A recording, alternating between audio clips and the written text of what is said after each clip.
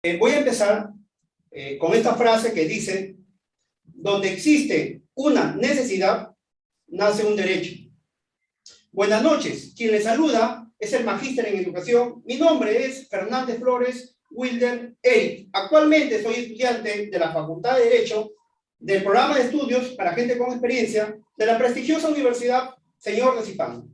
A continuación, voy a hablar del tema el cual va dirigido a responder las siguientes interrogantes.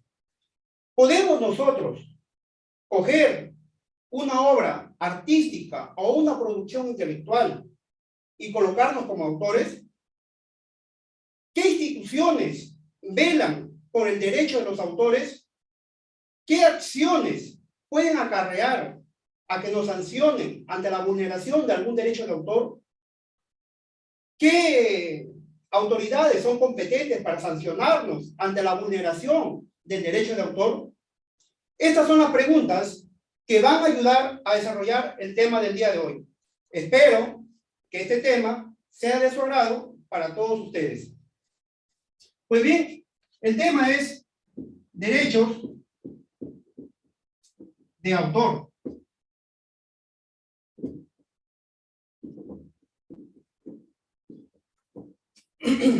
Durante estos últimos años, los medios electrónicos con navegación a Internet han facilitado mucho la difusión de cualquier música, video, producción intelectual, obras artísticas, etc., trayendo como consecuencia que se incremente la vulneración de los derechos del autor.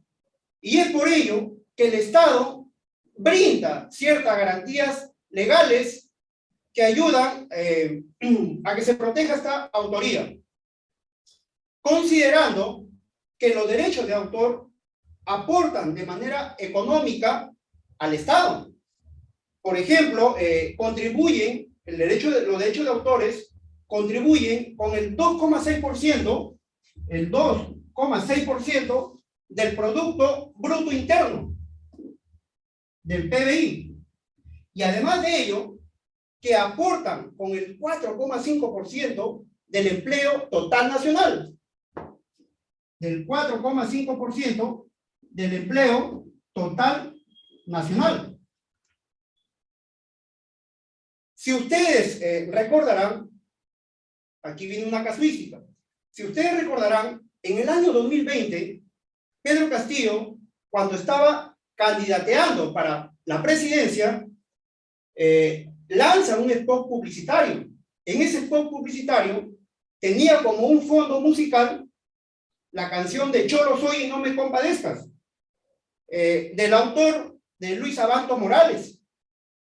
Pero ¿qué sucede?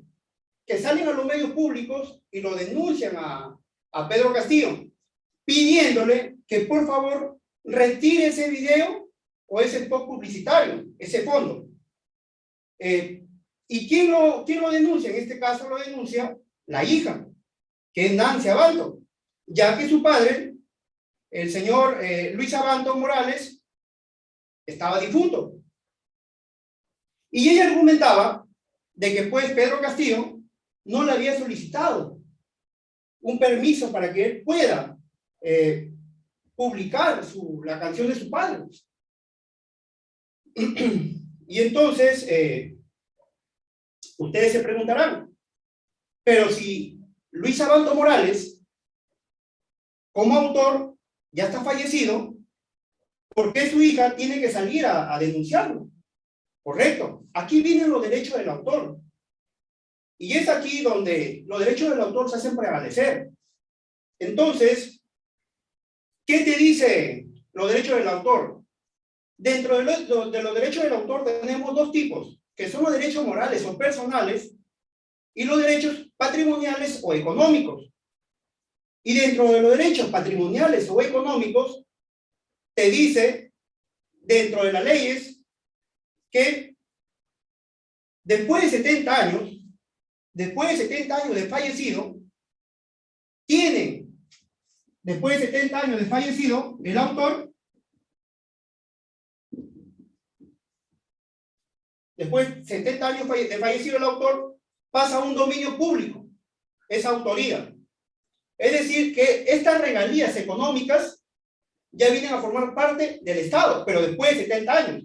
Pero antes de 70 años, estas regalías económicas le pertenecen a los familiares. En este caso, estamos hablando de los hijos. En este caso, como ya teníamos la hija Nancy Abando, quien la denuncia, en este caso, ella estaba percibiendo las regalías. ¿Correcto? Entonces, hay leyes que amparan esta protección del derecho de autor. Y esta ley es la ley 13714.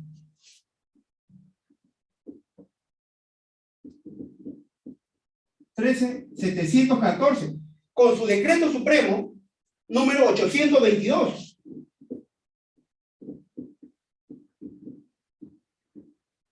Con su decreto supremo número 822. Pero este decreto supremo tiene también sus artículos. El artículo 1, el artículo 2, el artículo 3, etc. ¿Qué te dicen los derechos del autor? Aquí quiero aclarar que aquellas ideas, hechos y procesos no están sujetos a un derecho de autor. ¿Y por qué no están sujetos a un derecho de autor? Porque según el artículo número 1 del Decreto Supremo número 822, te especifica bien claro, y está de manera literal. Dice que el derecho de autor, para que forme el derecho de autor, esto tiene que ser de manera creativa, y aparte de eso tiene que ser parte del ingenio humano. Y aquí va hoy, donde dice que, en segundo lugar, tienen que estar plasmados en algo tangible. Por ejemplo, en un audio, en un video, por ejemplo, en un libro. Yo, por ejemplo, tengo 3 libros producidos hasta el momento. Tengo los saberes ancestrales de las comunidades lambayecanas, los compendios de cuentos de Tumán, estrategias de matemáticas. Son libros creados por mi autoría y por lo tanto tengo un derecho de autor y nadie puede plagiarlo ni tampoco puede cambiarlo sin mi autorización. Entonces, el derecho de autor lo ampara Indecopi con apoyo de sus 7 sociedades de gestión colectiva. Y en el Perú tenemos 7 sociedades de gestión colectiva que ayudan a Indecopi, ¿no? Quienes resuelven situaciones que atenten contra los autores, protegiendo de esta manera los derechos de autor. En el artículo, si vamos al artículo 41, al artículo 51 de dicho decreto número 822, nos habla sobre la piratería y el plagio, ¿no? Dice que la infracción de cualquiera de estas disposiciones constituye violación del derecho de autor, procediendo a la aplicación de sanciones, ya sean civiles y o penales. Y ustedes se preguntarán, ¿cuáles son esos derechos de autor? Pues bien, dentro de los derechos del autor existen 2 tipos de derechos. Los derechos personales, como les había mencionado, los derechos personales,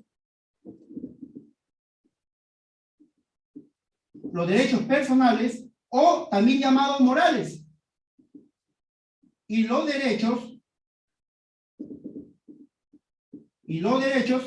patrimoniales, o también llamados económicos.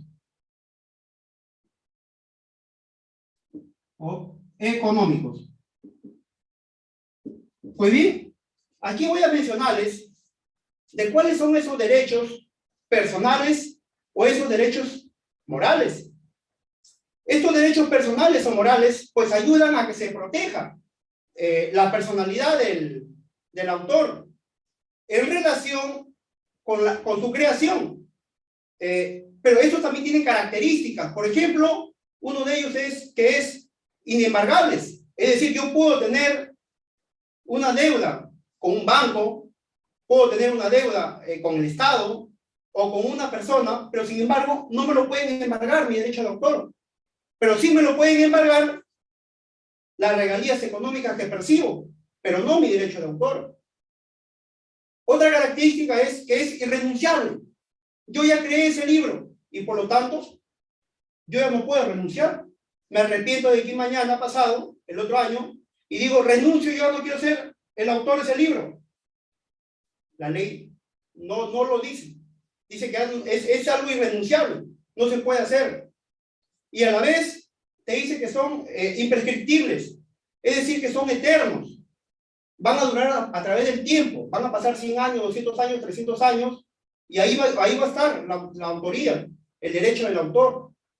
De repente lo que termine es el derecho patrimonial, pero nunca va a terminar el derecho personal o moral. Dentro de estos derechos personales o morales, tenemos, por ejemplo, el derecho a divulgar o mantener en reserva la obra. Si yo quiero, no lo divulgo, simplemente lo tengo guardado, pero sí lo registro en Indecopy, lo registro en la Biblioteca Nacional, pero lo tengo ahí guardado porque la misma ley me lo ampara, es un derecho personal del autor. Otra es que tengo reconocimiento de autoría, o también llamado el derecho de paternidad. Tengo otro derecho que es impedir la alteración de la obra, es decir, que nadie me lo puede cambiar, o en este caso, parafrasear y ponerlo como autor.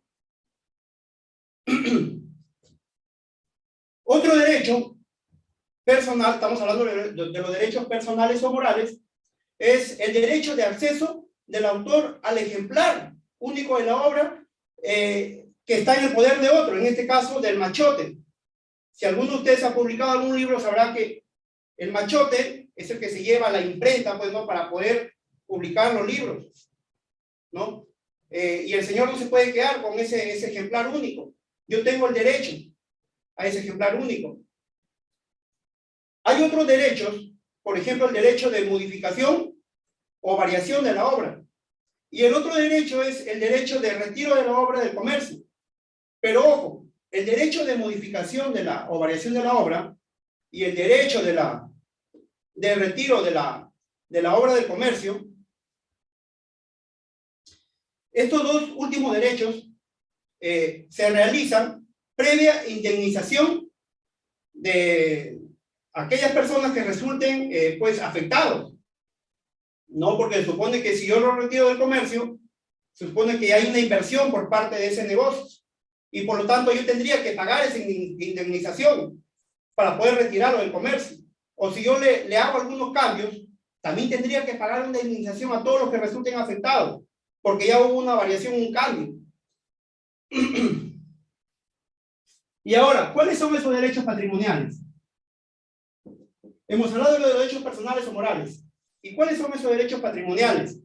Según la casuística que les acabo de contar de la hija de Nancy Morales, aquí viene a constituir un derecho patrimonial. Perdón, Nancy Abando era, ¿no? Aquí viene a constituir un derecho patrimonial. ¿Y en qué consisten estos derechos patrimoniales? Pues estos le otorgan exclusividad al autor para explotar, ¿no?, su obra y obtener un beneficio económico por ello. Estos se manifiestan en la posibilidad de autorizar o prohibir. Por ejemplo, yo puedo autorizar o prohibir la reproducción de la obra, ya sea de manera parcial o total, pero también puedo autorizar o prohibir la comunicación pública de la obra, como también puedo autorizar o prohibir la distribución pública de la obra, ya sea mediante un alquiler, una venta o un préstamo público. También puedo autorizar o prohibir la traducción de la obra, la adaptación, el arreglo, o también otra transformación que surja. También puedo autorizar o prohibir la importación al territorio nacional de copias de la obra, o cualquier otra forma de utilización de la obra.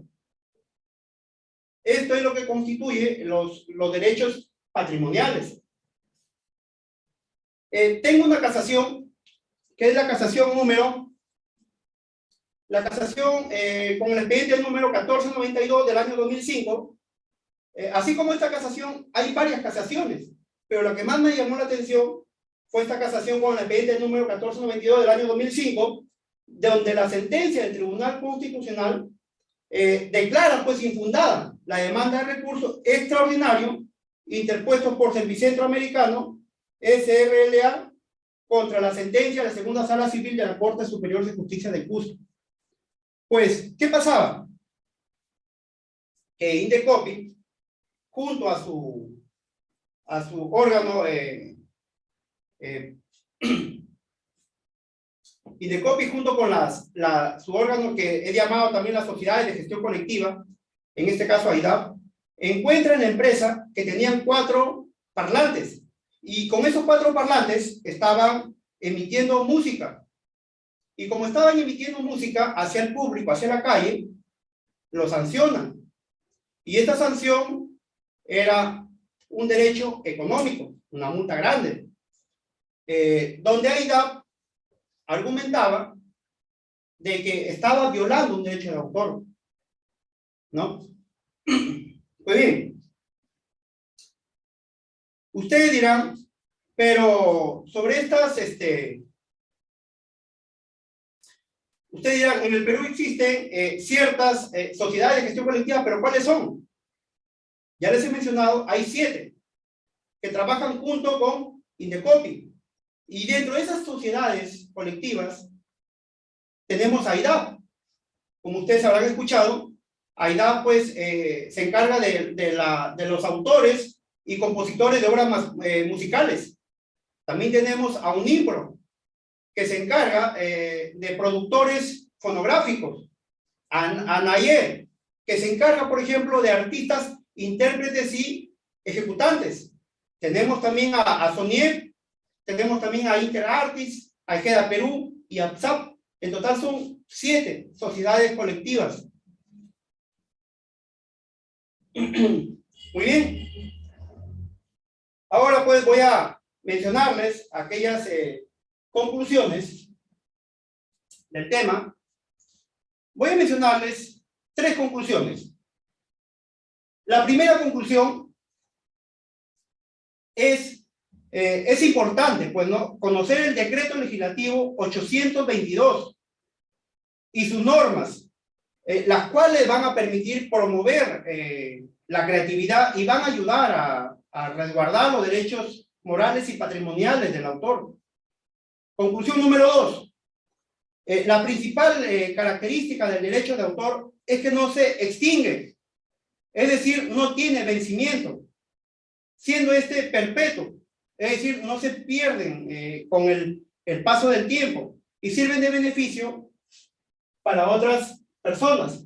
Y conclusión número 3 es que, para terminar, para concluir acá, el copyright, como muchos de ustedes lo han escuchado, o también llamado derecho de autor, el copyright o derecho de autor, han sido justamente diseñados para proteger la relación entre el autor y el trabajo, lo cual le permite pues autorizar o prohibir el uso de ello. Muy bien, quiero agradecer de manera cordial a todos los presentes por su amable atención, y en especial al docente magíster Carlos Rodas Quintana por las orientaciones correctas que me ha brindado en el curso de Derecho de Personas, ya que estas me están permitiendo seguir desarrollando mis competencias profesionales dentro de mi formación como abogado. Muchas gracias.